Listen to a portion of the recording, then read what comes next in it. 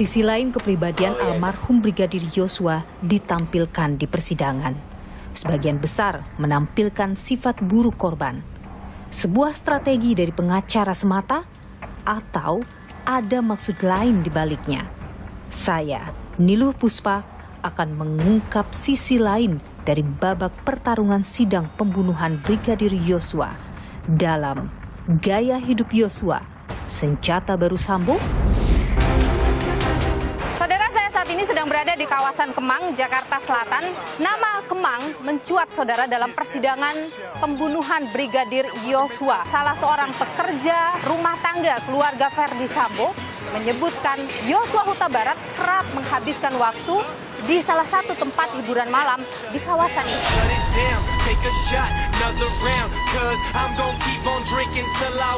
Apakah saudara saksi juga pernah diajak dan bersama Joshua ke tempat hiburan malam? Siap, sering diajak. Habis paling besar itu bisa sampai 15 juta. Buka pintu, ngelewatin saya, pintunya dibanting, jeder gitu. Kami taunya anak kami ini nggak pernah marah. Dari kecil sampai dia menjadi ajudan Ferdi Sambo. Dari perspektif keluarga, almarhum J adalah orang yang sangat baik. Tapi apakah konsisten dengan pendapat pihak-pihak lain, itu kan perlu kita gali. Kalau Anda membaca dari apa keterangan-keterangan yang muncul, Anda melihat benang merah soal Yosua itu bagaimana? Kita sebut ini sebagai victim profiling beraroma criminal profiling. Dan dengan melakukan itu, akan ada manfaatnya untuk Putri Chandrawati.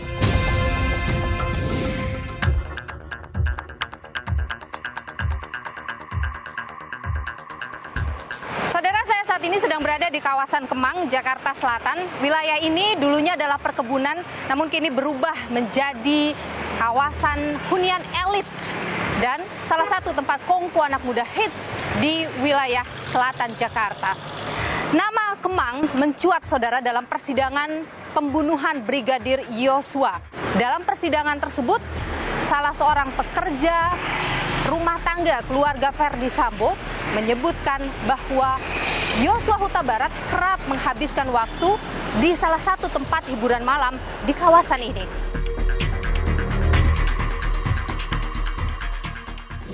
Saudara saksi juga pernah diajak dan bersama Joshua ke tempat hiburan malam? Siap, sering diajak. Sering itu sekali seminggu atau sekali sebulan atau seperti apa? Kadang setiap malam minggu diajak. Itu kemana, saudara saksi? Kita ke Brexit. Brexit di mana? Di Kemang. Selain suka dugem, Brigadir Yosua juga disebut temperamental. Jadi kalau untuk karakter Om Joshua itu, orangnya itu kadang-kadang temperamen. Dia kadang-kadang kalau saya lagi duduk di depan rumah, dia datang kayak marah-marah sendiri gitu. Di luar dari itu semua, saudara, tentu menjadi pertanyaan mengapa sisi lain wajah Yosua Huta Barat diungkapkan, digali dalam persidangan oleh pengacara keluarga Ferdi Sambo. Apa maksud dan tujuannya? Tentu hanya mereka yang tahu. Tapi saya, Niluh Puspa, akan mencari jawabannya untuk Anda.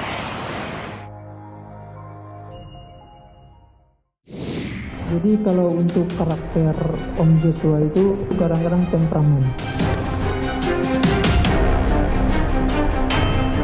Taunya anak kami ini nggak pernah marah. Dari kecil sampai dia menjadi ajudan Ferdi Sambo. Saudara, dimunculkannya dua sisi wajah Yosua dalam persidangan oleh pengacara keluarga Ferdi Sambo. Bagaimana keluarga menanggapi ini? Kita tanyakan pada bibi dari Yosua, Roslin Simanjuntak. Bu Roslin, selamat malam, sehat selalu. Sehat. Bu Roslin, dalam persidangan baru-baru ini dari salah satu saksi menyebut soal Yosua yang temperamental, ia juga kerap mengunjungi tempat hiburan malam. Bagaimana keluarga melihat statement-statement yang muncul ini? Kalau statement yang dibilang ya ke hiburan malam atau ke klub-klub itu ya, itu perlu penjelasan. Dia bersama siapa? Bisa aja dia mengantar Pak FS ya, kita belum tahu. Kalau sejelasnya ya mereka lihat CCTV dulu gitu. Nah, kalau istilahnya kalau ke hiburan malam itu bagi kami biasa aja sih. Kalau pergi ke karaokean untuk hibur diri kan. Di luar kerja dia itu masalah biasa bagi kami ya, karena kami pun di sini sering kami nyanyi di karaoke bersama anak-anak. Kalau kemudian kan disebut ya Bu oleh salah seorang pekerja di sana, pekerja rumah tangganya Pak Ferdy Sambo, Damson, bahwa hampir seminggu sekali pergi ke tempat hiburan malam, minum minuman beralkohol, menghabiskan 5 juta sampai 15 juta. Jadi kalau kita pergi itu biasanya kalau kita tunggu ibu atau bapak sudah tidur baru beliau ajak, ayo mandi, katanya. Kemana bang? Udah kita tenangin otak dulu katanya. Kemana bang? Udah tinggal ikut aja. Itu yang bayar siapa? Om Joshua bang. Om Joshua. Berapa kira-kira dari yang saudara saksi ketahui, berapa satu malam itu membayar untuk ke Brexit Kemang? Pernah habis paling besar itu bisa sampai 15 juta. Bagaimana Bu Roslin nanggapin ini? Kalau minum ya, kalau anak kami ini kalau minuman keras nggak pernah. Ya, selama di sini pun kami ke karaokean itu minum air bersoda lah, istilahnya minuman soda aja. Kalau minuman keras nggak pernah kami lihat selama ini ya. Dan kalau dibilang dia 1 minggu itu menghabiskan uang sekian puluh juta, uang itu dari mana? Itu kan perlu juga kita pertanyakan sama si Damson itu. Itu tanda tanya besar juga sama kita, sedangkan gaji dia, kita tahu seberapa gajinya. Oke, jadi keluarga meragukan. Keluarga yang meragukan, dan uang tabungan dia sampai sekarang kita nggak tahu seberapa ada uang tabungan dia, karena mereka memblokir tabungan anak kami ini sampai sekarang kami nggak tahu. Oke, kalau selama ini Bu di rumah misalnya atau dengan keluarga, bagaimana? Apakah Joshua juga sangat rajin untuk memberi ke orang tua atau memberi ke keluarga yang lain misalnya? Kalau almarhum ini kalau datang, nah hanya dibagi, tapi baginya uang itu ya secukupnya, dikasih 50 ribu, apa 100 ribu gitu, nggak pernah berlebih dia memberikan uang kepada keluarga. Kalau dalam gaya berpakaian kan sempat disinggung juga ya Bu Roslin ya, ia disebut gemar menggunakan barang-barang yang mewah. Apakah itu juga terlihat ketika misalnya Joshua pulang ke Jambi? Apa ia terlihat seperti itu juga? Kalau dia berpakaian dari kecil sampai dia jadi polisi, pakaiannya sederhana aja, kami lihat nggak ada yang berlebihan. Itu saat dia sudah menjadi ajudan Ferdy Sambo ya Bu? Iya, pakaiannya yang biasa aja kami lihat, nggak ada yang mewah. Bu Roslin, soal sifat Joshua yang mudah marah, ini juga disebutkan hampir oleh semua orang yang bekerja dengan Ferdy Sambo. Saya tahu sifat lagunya Joshua Pak. Gitu. Misalkan dia udah penat dengan kegiatan, misalkan seperti contohnya bulan Desember itu sangat banyak saya kegiatan. Dia agak jenuh dan suka dia pukul-pukul ART itu kadang saya udah seperti itu sih Pak. Kalau dari keluarga bagaimana nanggepin ini Bu? Kalau kami nanggapinya ya, memang kalau sudah meninggal itu enak aja memfitnah ya. Kami taunya anak kami ini nggak pernah marah. Inilah orangnya nggak pernah marah. Dari kecil sampai dia menjadi ajudan Ferdy Sambo, dia yang selalu memberi kami kesabaran. Kalaupun ada istilahnya orang lain yang marah ke keluarga, dia pasti bilang sabar mak, sabar tante. Makanya kami bingung juga kenapa dibilangnya dia marah-marah di sana. Apa karena terlalu capek dibuat Ferdy Sambo makanya dia suka marah ya. Bahkan kalau ditanya teman-teman yang di Jambi ini dan lettingan dia yang brimob itu, inilah paling penyabar. Tapi Joshua ada sifat yang mungkin keluarga pernah keluhkan begitu dari Joshua? Kalau Joshua ini di tempat kerjanya itu dia nggak pernah menceritakan gitu kemana keadaannya, dia sesulit apapun dia di pekerjaannya, dia tidak pernah cerita sama keluarga. Cuman itu yang kami sayangkan dari dia simpan sendiri, istilahnya dia sudah berjanji, sudah bertekad mungkin dalam sumpah jabatan dia itu dipegang dia terus. Bagaimana nak di sana? Kami aja tantenya nanya gimana kerjanya nak? Baik, Nang, udah. Pokoknya enjoy aja lah, nggak usah dipikirin lah kalau aku di sini baik-baik aja. Itu aja cerita dia terus. Nggak pernah dia cerita juga misalnya lagi bermasalah dengan ajudan yang lain atau dengan ART yang lain di rumah Ferdy Sambo? Kalau dengan kami memang tidak pernah dia cerita. Pokoknya setiap kami tanya gimana keadaanmu, baik pun dia dalam pengawalan dulu.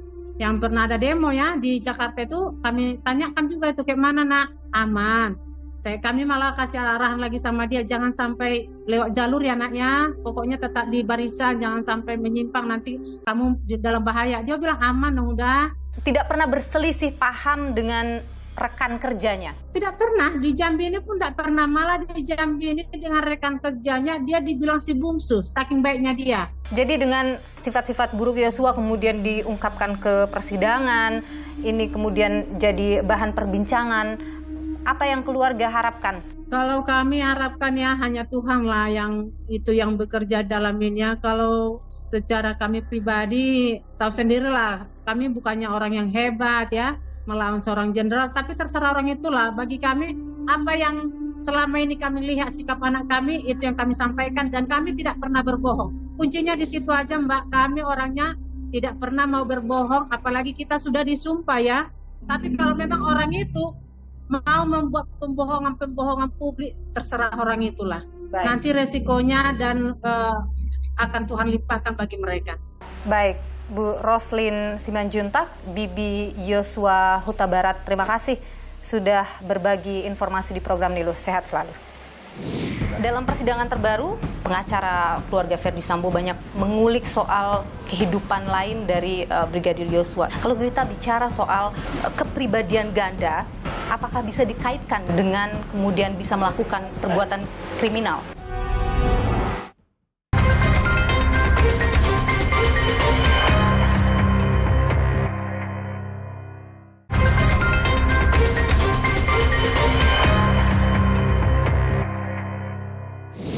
Jadi kalau untuk karakter Om Joshua itu kadang-kadang temperamen. Taunya anak kami ini nggak pernah marah. Dari kecil sampai dia menjadi ajudan Ferdy Sambo. Saudara, sisi lain dari Brigadir Yosua Huta Barat diungkap dalam persidangan oleh pengacara keluarga Ferdy Sambo. Banyak pertanyaan muncul mengapa ini menjadi bahan dalam persidangan dan mungkinkah ini akan bisa berpengaruh pada proses persidangan nantinya. Bagaimana juga melihat dua sisi yang ditampilkan ini dari sisi psikologi forensik. Kita berbincang bersama dengan Reza Indragiri, ahli psikologi forensik. Bung Reza, sehat selalu. Terima kasih, Mbak. Dalam persidangan terbaru, pengacara keluarga Ferdy Sambo banyak mengulik soal kehidupan lain dari Brigadir Yosua. Ia disebut memiliki kepribadian ganda. Kalau kita bicara soal kepribadian ganda, dari kacamata Anda, apakah bisa dikaitkan dengan kemudian bisa melakukan perbuatan kriminal? Pertama, istilah kepribadian ganda sebetulnya istilah yang sangat teknis ya. Ini menunjuk pada sebuah patologi alias abnormalitas yang tanda petik ekstrim, yang berat. Jadi tidak bisa digunakan secara serampangan bahwa orang itu punya kepribadian ganda dan seterusnya. Itu betul-betul harus lewat pemeriksaan yang seksama. Yang kedua, istilah kepribadian ganda sendiri sebetulnya sudah lama ditinggal. Kepribadian ganda di bahasa Inggrisnya adalah multiple personality disorder, itu sudah lama ditinggal. Diganti dengan istilah baru yaitu dissociative identity disorder, DID, atau kepribadian disosiatif. Tadi saya katakan, kita gunakan istilah kepribadian ganda kah itu atau kepribadian disosiatif kah itu, ini sama-sama istilah teknis yang butuh pemeriksaan yang sangat cermat, sangat seksama sebelum kemudian menyimpulkan atau mendiagnosa seseorang sebagai pengidap kepribadian disosiatif. Oke, jadi ketika misalnya dari sebuah hasil analisis psikologi forensik muncul dua pandangan yang berbeda dari dua orang yang berbeda misalnya tentang sosok seseorang, tidak bisa disebutkan sebagai kepribadian ganda. Kita baru bisa katakan kepribadian ganda atau bukan itu ketika kita lakukan pemeriksaan terhadap yang bersangkutan. Anggaplah yang bersangkutan sudah tidak ada. Bisakah dilakukan pemeriksaan yang lain? Bisa saja. Metodenya adalah dengan melakukan pemeriksaan wawancara ke orang sekitar, orang yang dianggap kenal. Tapi kita bisa bernalar, orang di sekitar, orang awam yang berada di sekitar mendiang Brigadir Yosua bukanlah orang yang terlatih, yang terdidik untuk berpikir dan mencermati mana itu tanda-tanda orang yang berkepribadian ganda dan mana orang yang tidak berkepribadian ganda. Dengan kata lain, kalau metode yang dipakai untuk mengukur atau memeriksa kondisi kejiwaan mendiang Brigadir Yosua, metodenya ada dengan memeriksa orang-orang di sekitar dia, ya saya khawatir itu jauh dari akurat. Iya, yang meskipun memunculkan kemudian dari misalnya satu pihak menyebut ia memiliki kepribadian yang ramah, penyabar, kemudian di sisi lain ia disebut temperamental, tidak bisa kita simpulkan ia artinya memiliki kepribadian ganda. Begitu? Tidak, setiap orang pada dasarnya punya dua sisi kepribadian tanpa harus menjadi orang yang mengidap abnormalitas tertentu. Contoh saya ya, kita bedakan dulu, dalam psikologi ada istilah state, ada istilah trait. Trait untuk menunjukkan tentang kondisi kepribadian yang sifatnya ajek. yang relatif permanen. Dimanapun dia berada, pada waktu kapanpun, ia kepribadiannya seperti itu. Trait-nya seperti itu. Misalnya saya, ini ilustrasi ya, saya ada di Jakarta, saya ada di Samarinda, tetap saja saya orang introvert. Berarti kepribadian saya, trait saya adalah introvert. Tapi sebagai introvert, tidak 100% saya akan memilih menjadi orang yang katakanlah tertutup atau pendiam. Tempo-tempo saya bisa tertawa terpingkal-pingkal. Pada lain kesempatan saya bisa berbagi cerita dengan banyak orang. Artinya, tempo-tempo kepribadian saya yang sifatnya insidental atau state saya adalah extrovert. Jadi pada diri introvert ada sisi extrovertnya. Begitu pula kebalikannya. Tidak menjadi kepribadian ganda. Tapi merupakan manifestasi betapa manusia sesungguhnya hingga derajat tertentu bisa menyesuaikan diri terhadap lingkungannya. Dinamis saja. Bisa berubah sewaktu-waktu walaupun tetap ada benang merah yang dominan kepribadiannya seperti apa. Kalau Anda membaca dari apa keterangan-keterangan yang muncul, Anda melihat benang merah utama soal Yosua itu bagaimana? Ini sudah di ruang sidang sudah mulai bermunculan ya, telaah tentang profil kepribadian dan perilakunya mendiang Brigadir Yosua. Kita sebut ini sebagai victim profiling. Mengingat mendiang Brigadir Yosua adalah korban pembunuhan berencana. Kita sebut ini sebagai bahasan tentang victim profiling. Tapi uniknya, dalam victim profiling yang berlangsung di ruang sidang itu, yang terlihat pada tanya jawab antara saksi dan penasihat hukum terdakwa, semua yang dikupas adalah sisi-sisi negatif mendiang Brigadir Yosua. Semuanya. Tidak ada satupun saksi yang menyebut barang satu sifat positif pun terkait Brigadir Yosua. Jadi kita sudah bisa katakan ini profiling yang tampaknya penuh dengan bias. Profiling yang sesungguhnya merupakan kerja ilmiah, merupakan kerja keilmuan, tetapi di ruang sidang seolah-olah sudah menjadi komoditas untuk mendiskreditkan korban yang namanya mendiang Brigadir Yosua. Itu sebabnya saya khawatir nih, hal ihwal terkait dengan victim profiling ini, tapi sesungguhnya beraroma laksana criminal profiling. Jadi Yosua diprofilkan sebagai seorang kriminal, maksud Anda? Dia status hukumnya adalah korban pembunuhan berencana, tapi dipotret dan dikupas kepribadian serta perilakunya layaknya pelaku pidana. Victim profiling beraroma criminal profiling. Apa tujuannya untuk melakukan itu menurut Anda? Kita sepakati dulu asumsi bahwa setiap orang yang hadir di ruang persidangan pasti punya target hukum. Agar target hukumnya bisa tercapai, dia harus kembangkan strategi hukum. Apalagi terdakwa. Terdakwa Ferdi Sambo dan terdakwa Putri Chandrawati terancam pidana maksimal hukuman mati. Kira-kira mereka mau tidak dihukum mati? Tentu tidak. Jadi target mereka, tujuan hukum mereka adalah bagaimana agar mereka bisa mendapatkan peringanan sanksi atau bahkan lebih baik lagi bebas murni. Nah, agar mereka bisa mencapai target hukum macam itu, mereka harus kembangkan strategi. Cara atau strategi yang mereka pakai adalah atribusi eksternal. Mencoba untuk melimpahkan tanggung jawab ke pihak selain diri mereka. Yosua? Menurut saya Yosua. Bahwa sudah mulai dikupas sisi-sisi kepribadian dan perilaku yang serba negatif dari mendiang Brigadir Yosua, ini menandakan atribusi eksternalnya adalah ke mendiang Yosua. Untuk menunjukkan bahwa orang yang berada pada posisi korban ini sesungguhnya orang yang tidak baik-baik amat. Sehingga masuk akal kalau orang ini dianggap sudah melakukan kekerasan seksual. Dan dengan melakukan itu, akan ada manfaatnya untuk Putri Chandrawati. Mengingat itu kan tidak ada dalam dakwaan juga. Ya, hitung-hitungan di atas kertas nih ya. Mereka tentu membayangkan dengan framing sedemikian negatif itu, mereka kan berusaha meyakinkan majelis hakim. Wahai majelis, kalaulah kami ini nanti divonis bersalah, sesungguhnya ada pihak lain yang juga harus disalahkan. Karena aksi pembunuhan berencana yang kami lakukan ini merupakan aksi susulan respon terhadap aksi kejahatan pendahuluan, yaitu kekerasan seksual. Kalaulah kami diharuskan bertanggung jawab secara pidana, ada pihak lain juga harus bertanggung jawab secara pidana. Itu semua mengarahnya kepada siapa? Mendiang Brigadir Yosua. Anda membaca ada langkah itu yang sedang Langkah dijalankan. itu yang tampaknya sedang dibangun. Dan barangkali puncaknya nanti akan hadir ahli membawa sebuah dokumen yang ditunjukkan ke majelis hakim. Ini loh profil mendiang Brigadir Yosua. Yang dalam tafsiran saya, ini loh victim profiling. Karena Yosua korban. Ini loh victim profiling. Tapi kalau kita baca, kalau kita kupas, barangkali arahnya lebih pada criminal profiling. Oke, kami mendapatkan dokumen dari Apsifor soal analisis dari sejumlah saksi dan juga pelaku di sini soal banyak hal ya. Salah satunya adalah kepribadian dari Yosua Huta Barat. Dan secara kompak pihak dari ajudan, ART, keluarga Verdi Sambo itu menyebutkan bahwa Yosua ini awalnya sebenarnya adalah orang yang ramah. Tapi setelah ia menjadi karungga, ia dekat dengan Putri Chandrawati, ia kemudian menjadi temperamental, udah marah, berpakaian mewah, seperti itu. Kekompakan jawaban ini, menurut Anda, semua orang bisa punya pandangan yang sama seperti itu? Saya mau tanya dulu ya, di dalam laporan itu, saksi Susi termasuk diperiksa? Disampaikan oleh saksi Susi, disampaikan juga oleh saksi Damson yang kemarin juga diperiksa di persidangan.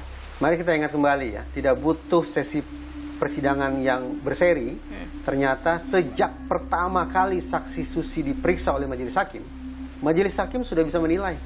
Ini saksi tidak kredibel. Ini saksi keterangannya penuh dengan settingan. Dengan kata lain, ini saksi dengan keterangan tidak valid. Nah, pantas bagi kita untuk khawatir bahwa laporan itu tadi jangan-jangan juga memuat informasi yang tidak valid dari orang yang sudah dianggap tidak kredibel oleh majelis hakim. Oke, selain saksi Susi ada juga sejumlah ajudan, di mana ajudan termasuk Richard Eliezer, termasuk Romer, termasuk juga Daden yang ikut memberikan keterangan itu juga menyebutkan hal yang sama. Isinya yang sama itu apa? Negatif semua? Negatif juga, menyebutkan bahwa Daden misalnya ya, Daden ini adalah salah satu-satunya ajudan yang kemudian menyebut ia bersahabat dengan Yosua. Ia juga menyebut bahwa Yosua ini suka marah kadang, kemudian... Dia sebab negatif nih ya? Negatif juga, suka ke tempat hiburan malam juga, ia bahkan diajak juga. Nah, apakah kita juga mencurigai keterangan? Saya mau tanya dulu, karena saya tidak punya laporan itu. Saya mau tanya, ada tidak saksi atau informan, sumber data yang bercerita bahwa Yosua ternyata baik loh, dia mengangkat koper? Itu tidak ada. Ada tidak yang mengatakan Yosua baik loh, dia ikut ngangkat nasi tumpeng? Ada tidak? Oke, itu tidak ada juga. Ini saya katakan begini, ada tidak kemungkinan para saksi ini mengalami bias? Orang psikologi menyebutnya filter mental. Masih menjadi pertanyaan, apa alasan pengacara keluarga Verdi Sambo mengungkit soal sisi lain Brigadir Yosua Huta Barat dalam persidangan?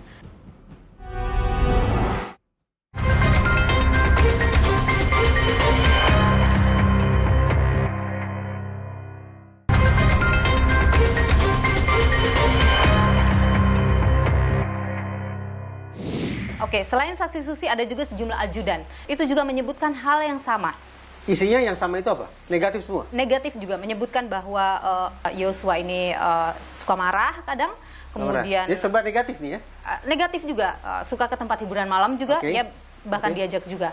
Nah, apakah kita juga mencurigai keterangan? Saya mau tanya dulu, karena saya tidak punya laporan itu. Saya mau tanya, ada tidak saksi atau informan, sumber data yang bercerita bahwa Yosua ternyata baik loh, dia mengangkat koper? Itu tidak ada.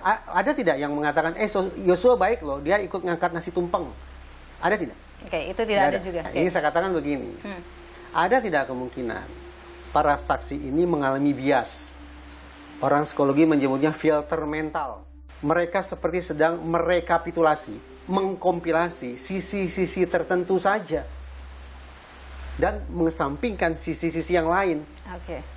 Padahal kita harus sepakat ya, seburuk-buruknya orang pasti punya sisi positif kan? Betul. Atau sebaliknya, sebaik-baiknya orang pasti juga punya sisi jeleknya kan? Nah, tapi kalau sudah terjadi bias, filter mental, ya disaring. Informasi yang disimpan di kepala, informasi yang disampaikan adalah informasi yang sesuai dengan kepentingannya. Oke, sekarang kita anggaplah itu bias misalnya dari pihak satu. Kemudian kita lihat lagi hasil apsifor pihak yang lain, yakni sahabat, keluarga dari Yosua yang berada di Jambi yang juga kompak menyebut bahwa Yosua itu baik, serba positif. Serba positif misalnya. Berarti bias juga. Fair saja, berarti ada sekelompok orang, sekelompok informan yang bias karena serba informasinya negatif, ada sekelompok orang yang lain yang informasinya serba positif. Semestinya menurut saya, orang yang memeriksa kedua kelompok informan tersebut men-challenge, menantang kepada informannya. Oke, Anda sudah bercerita tentang sisi-sisi A, B, C dan seterusnya. Adakah sisi 1, 2, 3, 4 dan seterusnya? Harus di-challenge. Karena kita menuju proses persidangan yang kita harapkan akan berlangsung dengan seadil-adilnya. Kalau kemudian informasi yang masuk dalam laporan, data yang menjadi dasar pembuatan laporan adalah data yang serba bias, seberapa jauh manfaat ini bagi proses persidangan? Saya ingin berpindah ke soal bagaimana hakim mencecar Susi ataupun Kodir, mengembalikan memori mereka soal peristiwa, baik itu di Magelang, baik itu kemudian yang terjadi di Duren 3. Menurut Anda, dengan mengejar memori seperti itu bagaimana? Ada perbedaan cara pandang antara psikologi forensik dan hukum terhadap yang namanya keterangan saksi, juga terhadap pengakuan. Intinya begini, psikologi forensik memandang bahwa keterangan yang disampaikan berdasarkan daya ingat manusia itu adalah barang yang paling mungkin merusak proses penegakan hukum. Kenapa? Karena keterangan mengandalkan daya ingat manusia. Dan daya ingat manusia berdasarkan riset disimpulkan sangat rentan mengalami fragmentasi dan distorsi. Alhasil, benar sudah, yang dipentingkan bukan keterangan sebetulnya. Yang dipentingkan bukan pengakuan sesungguhnya. Yang dipentingkan adalah pembuktian. Tetapi, ya secara positif, psikologi forensik ingin wanti-wanti.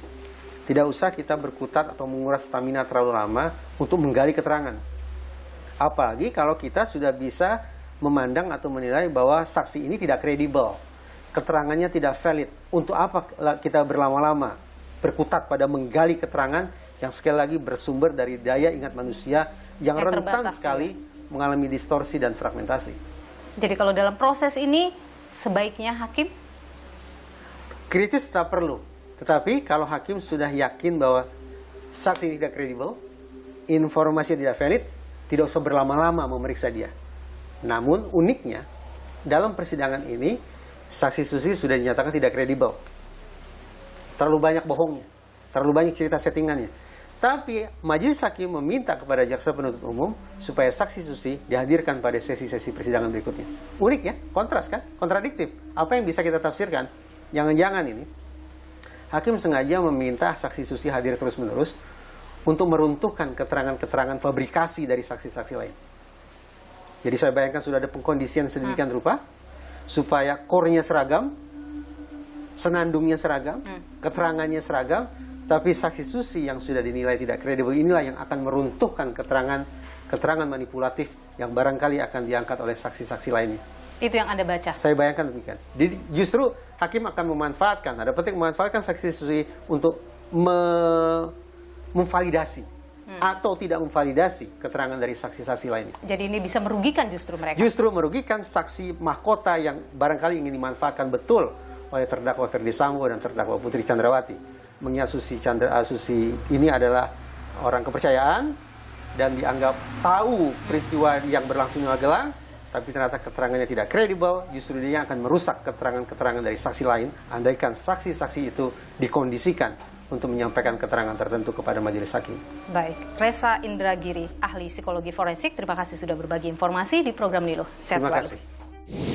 Masih menjadi pertanyaan, apa alasan pengacara keluarga Ferdy Sambo mengungkit soal sisi lain Brigadir Yosua Huta Barat dalam persidangan? Kami mencoba untuk mewawancarai pengacara keluarga Ferdy Sambo terkait hal ini, namun sayang sekali mereka belum berkenan untuk kami wawancara langsung. Namun saudara, kami mendapatkan rekaman pernyataan dari pengacara Ferdy Sambo melalui rekaman video berikut ini.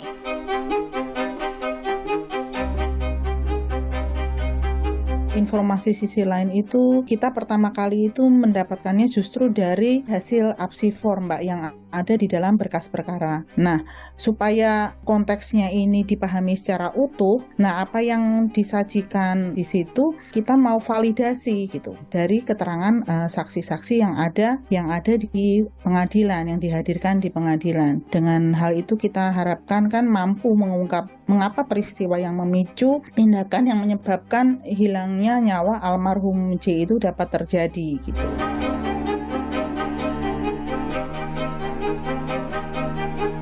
Kita selaku penasihat hukum dari Bapak Ferdy Sambo dan Ibu Putri, menurut kami itu tidak tepat kalau semuanya hasil analisis psikologi forensik itu kemudian tidak dikaitkan dalam kasus ini. Faktanya kan itu sudah ada di dalam berkas perkara, dan APSI-4 itu merupakan salah satu analisis ilmiah yang ada di dalam berkas perkara. Temuan dalam laporan tersebut itu kami pelajari dan kami dalami secara utuh, dan kami perlu konfirmasi kepada pihak-pihak tersebut. Kami memilah fakta-fakta dan informasi itu secara berintegritas dan sama sekali tidak ada niat lain untuk memojokkan atau memberikan persepsi negatif kepada pihak-pihak gitu.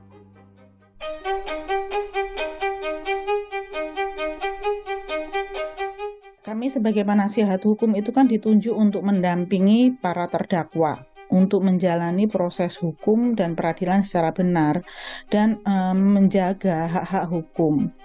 Klien kami, dalam hal ini Pak Ferdi, telah menyatakan siap bertanggung jawab atas peristiwa yang terjadi dan siap menjalani hukuman apabila nanti sudah diputuskan.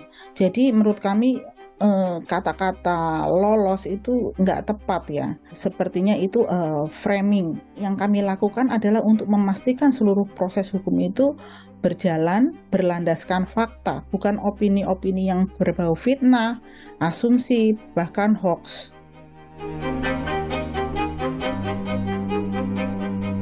Dianggap bias ya, kami tetap menghormati jika ada orang yang berpandangan seperti hal itu. Namun kami, tim PH bersama juga dengan klien kami, Ibu Putri dan Pak Ferdi, juga punya kesempatan dan berhak untuk menjelaskan ya bahwa sebagai atasan Pak Ferdi dan Ibu Putri, sebagai atasan para ADC dan ART, sudah menjalankan kewajibannya dengan baik dan memberikan dukungan yang diperlukan oleh ADC dan ART selama masa kerja mereka dengan perlakuan yang sama.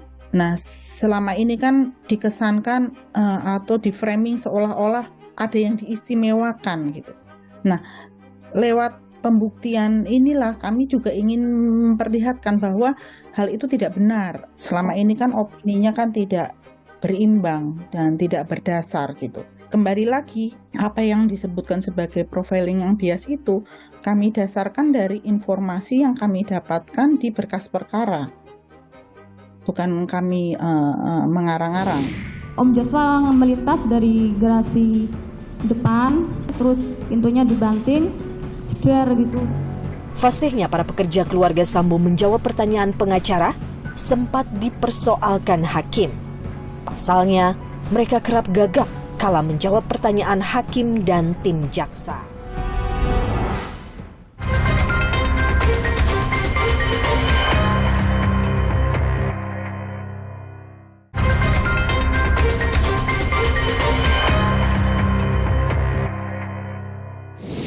Jadi kalau untuk karakter Om Joshua itu kadang-kadang temperamen.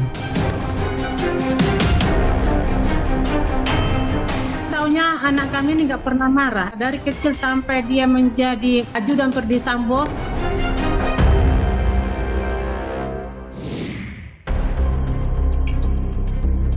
Para asisten rumah tangga dan ajudan Ferdi Sambo kembali dihadirkan dalam persidangan. Alih-alih membuktikan perencanaan pembunuhan, mereka kompak mengupas sisi lain kehidupan Brigadir Yosua. Langkah ini bukan tanpa alasan. Kita tentu mengetahui dalam kasus-kasus pidana, khususnya kasus-kasus pembunuhan, ada satu bagian penting yang tidak bisa dipisahkan, yaitu profil dari setiap pihak yang terkait. Sehingga perlu menggali itu dalam proses persidangan. Meski tak masuk dalam dakwaan, majelis hakim mempersilahkan tim pengacara keluarga Sambo menggali informasi soal kepribadian ganda Yosua. Kita memeriksa di sini saksi yang diajukan oleh jaksa penuntut umum adalah berkaitan dengan perkara pembunuhan. Bahwa saudara mempunyai mau menggali bahwa ternyata korban memiliki kepribadian ganda, silahkan. Kita berikan waktu kepada saudara untuk saksi yang meringankan bagi para terdakwa. Silahkan gali, mau saudara itu silahkan. Hasilnya, bagi para ajudan Sambo, Yosua disebut memiliki sifat cenderung labil. Ketika saya ada masalah seperti itu Yosua. Yang saya lihat, saya menenangkan ya Pak, menenangkan karena saya tahu sifat lagunya Yosua Pak. Om Joshua melintas dari garasi depan, terus buka pintu ngelewatin saya di kamar ART, terus pintunya dibanting, jeder gitu. Jadi kalau untuk karakter Om Joshua itu orangnya itu kadang-kadang temperamen. Dia kadang-kadang kalau saya lagi duduk di depan rumah, dia datang kayak marah-marah sendiri gitu. Terus saya tanya, ada apa lo Jo? Kan saya panggil namanya lo Jo. Ada apa lo Jo? Tapi dia tidak ngomong apa-apa, dia langsung masuk ke dalam lagi. Sisi lain Yosua dibuka, pengacara keluarga angkat bicara. Bahwa memfitnah orang mati juga ada hukumnya. Sifatnya itu delik aduan. Nah, saya memperingatkan dia, teman sumber dia, siapa tahu dia tidak mengerti hukum, segera itu fitnah-fitnah itu dicabut atau nanti saya penjarakan. Fasihnya para pekerja keluarga Sambo menjawab pertanyaan pengacara sempat dipersoalkan hakim. Pasalnya, mereka kerap gagap kala menjawab pertanyaan hakim dan tim jaksa. Ini saksi-saksi ini lancar banget malam ini jawabannya. Tadi waktu ditanya saya sama ditanya jaksa penuntut umum kayak sakit gigi semua. Ini ditanya pengacara cepat banget jawabnya. Aduh. Apa maksud tim pengacara Ferdi Sambo menunjukkan sisi lain Yosua? Niluh mencari jawaban. Dengan menggali sisi lain ataupun wajah lain dari Yosua yang disebut temperamental, pengacara ingin menggiring bahwa sangat mungkin Yosua bisa melakukan pelecehan seksual. Iya. Tapi pengacara juga tidak begitu salah karena ternyata itu ada dalam berita acara pemeriksaan. Nah, pertanyaannya, siapa yang buat berita acara pemeriksaan pada waktu itu?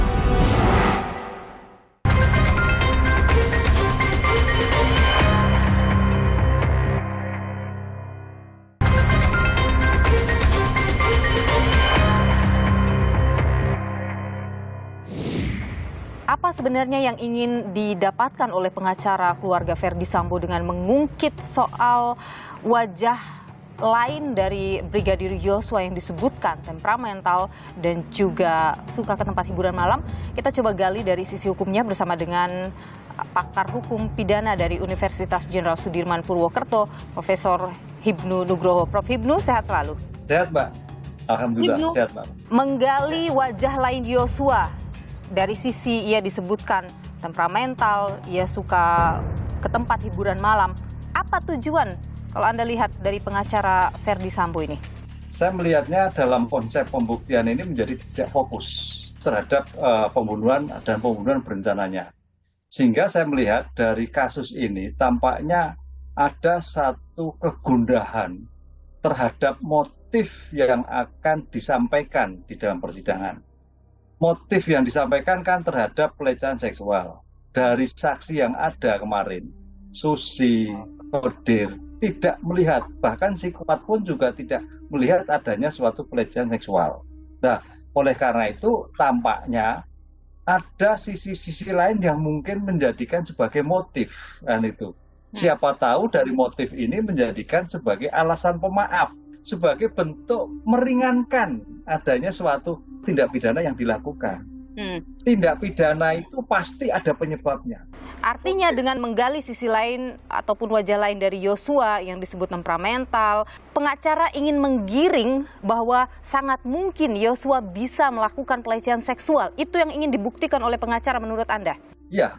Tapi pengacara juga tidak begitu salah karena ternyata itu ada dalam berita acara pemeriksaan. Nah, pertanyaannya, siapa yang buat berita acara pemeriksaan pada waktu itu? Ingat, namanya suatu ahli di dalam pemeriksaan pembuktian itu adalah nilainya bebas. Beda dengan saksi. Kalau saksi itu mengikat bagi hakim karena mengenai apa yang ia lihat, ia dengar, ia alami. Kenapa dalam ilmu hukum keterangan ahli itu bebas? Karena ilmu yang dipakai itu bukan ilmu hukum, apalagi berbrilian ganda, Itu ilmunya psikologi forensik. Sangat terlalu jauh kalau itu memang dipakai. Dan pasti akan diabaikan. Kecuali nanti ada argumentasi adu ahli. Mana yang benar? Okay. Ini yang menarik dari kasus ini. Jadi menurut Anda, meskipun ini digali terus oleh pengacara, ini tidak akan memengaruhi pertimbangan hakim dalam memberikan vonis nantinya? Tidak akan mempengaruhi sepanjang tidak ada korelasi. Sepanjang tidak ada korelasi tidak mempengaruhi. Tapi kalau ada korelasi, lah makanya di sini nanti korelasi tentang misalkan pelecehan seksual, korelasi tentang terkait dengan temperamen dan sebagainya, itu dibuktikan, itu ada korelasi. Dan menurut Anda ada korelasinya antara temperamentalnya? Tidak ada, karena begini, sebagai ajudan, itu tangan kanan loh Mbak. Jangankan temperamen, tidak chemistry aja sudah harus dikeluarkan. Kalau begitu sia-sia dong apa yang dilakukan oleh pengacara? Iya, sama, saya juga di pemerintahan, mencari sekretaris, mencari asisten, itu ada chemistry. Begitu tidak, yang nggak dipakai. Okay. Nah ini permasalahannya ajudan lah, jadi ada suatu logika yang tidak pas. Makanya kemarin setiap kali persidangan saya sampaikan asas hukumnya adalah beyond a reasonable doubt. Artinya bahwa suatu kesaksian disampaikan itu harus reasoningnya jelas, pertimbangannya jelas, logikanya jelas. Sepanjang tidak, itu akan diabaikan oleh majelis hakim. Kalau kita mendengar apa yang disampaikan oleh para saksi, utamanya dari para pekerja rumah tangga di keluarga Verdi Sambo, baik itu Susi yang menjelaskan tentang temperamentalnya seorang Yosua, ada Damson yang juga menceritakan bahwa Yosua marah dan suka ke tempat hiburan malam begitu. Anda melihat apa yang mereka sampaikan akan fair begitu dan akan menjadi pertimbangan hakim? Hakim akan melihat sesuatu yang objektif. Disinilah permasalahan saksi, harus tidak boleh main-main seperti itu. Saksi sudah disumpah, makanya termasuk seandainya dari BAP itu adalah hasil suatu ahli dan ahli ternyata itu tidak betul, itu potensi juga menjadi permasalahan hukum. Baik, kalau Anda menyebut bahwa apa yang dilakukan oleh pengacara ini tentu sia-sia untuk bisa memengaruhi hakim dalam memberi putusan, apa yang harus dilakukan pengacara untuk tentu karena pengacara itu kan bertugas untuk bisa meringankan hukuman kliennya begitu? Betul, memang pengacara pandangannya adalah objektif yang subjektif. Objektif perkaranya, tapi subjektif tentang hukumnya.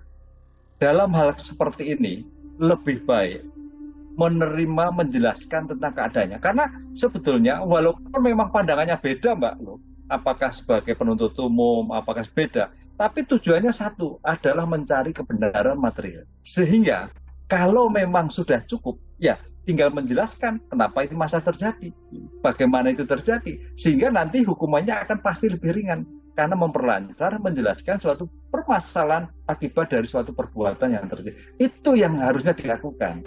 Baik, Profesor Hibnu Nugroho, pakar hukum pidana dari Universitas Jenderal Sudirman Purwokerto, terima kasih sudah berbagi informasi di program Niluh. Sehat selalu. Matur nuwun, Mbak. Tak melulu manusia berkalang keburukan. Setidaknya pasti ada kebaikan melekat padanya. Memang tidak ada manusia sempurna. Namun, apakah kita berhak mengambil keuntungan dari kenistaannya? Atau layak menghakiminya? Sementara sebaik-baik hakim adalah Sang Pencipta. Saya Niluh Puspa, sampai jumpa.